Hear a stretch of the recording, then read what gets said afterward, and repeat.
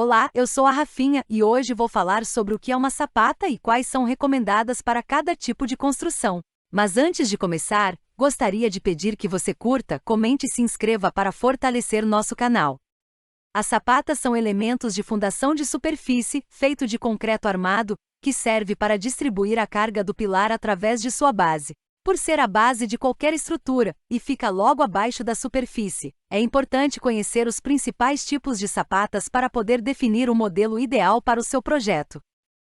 O que é uma sapata e qual a sua importância na construção? Antes de começar a entender sobre as sapatas, precisamos falar sobre as fundações.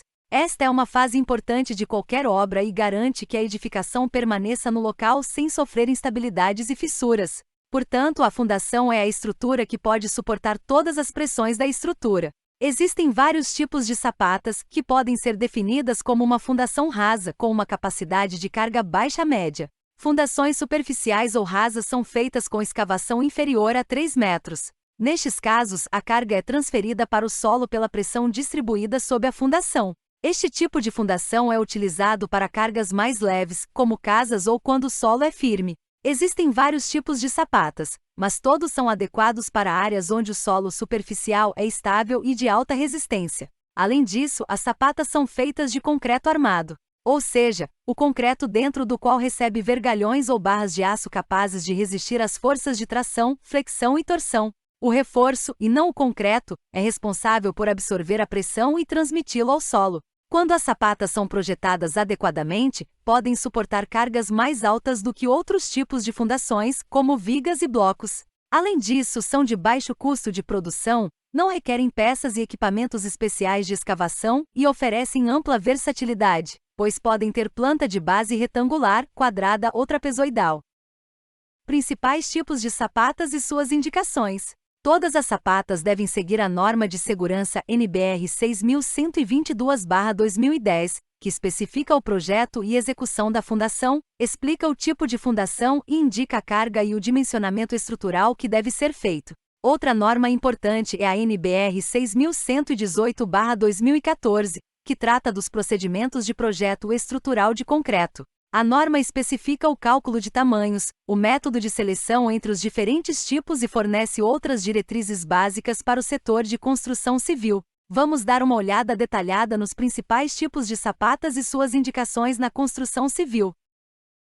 Sapata isolada. É um dos tipos mais simples e mais usados na construção. É dimensionado apenas para suportar a carga de um pilar ou coluna e pode ser retangular, quadrado, redondo.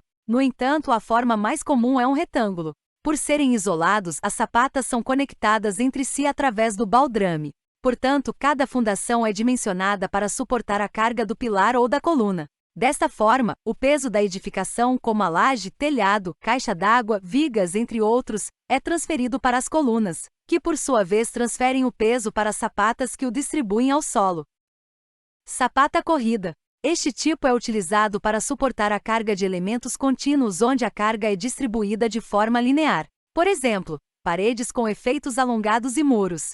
Por se tratar de uma fundação rasa, a escavação geralmente é feita manualmente, sem o uso de máquinas ou equipamentos especiais. De um modo geral, as sapatas corridas são feitas de concreto ciclópico. Como a carga é linear, a sapata é fina em relação ao seu comprimento e, portanto, não muito rígido. Esta característica provoca deformações ao longo do seu comprimento, podendo criar trincas ou fissuras numa parede.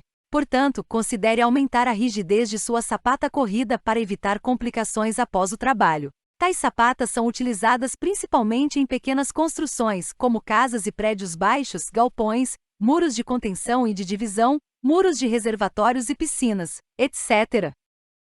Sapata associada. Este tipo de sapata pode ser chamado de sapata combinada ou radier parcial. É mais comumente usado quando você deseja passar a ação de 2 ou mais pilares. Também pode ser usado como substituto quando a distância entre 2 ou mais sapatas isoladas for pequena. Neste caso, as sapatas podem se sobrepor estruturalmente ou interagir umas com as outras. Portanto, uma única sapata associada é mais recomendada, pois pode receber cargas de 2 ou mais pilares próximos. Sapata alavancada, também chamada de sapata de divisa. Essa sapata usa uma viga de equilíbrio porque o centro de gravidade da fundação e o pilar não coincidem. A distância cria momentos fletores que precisam ser neutralizados.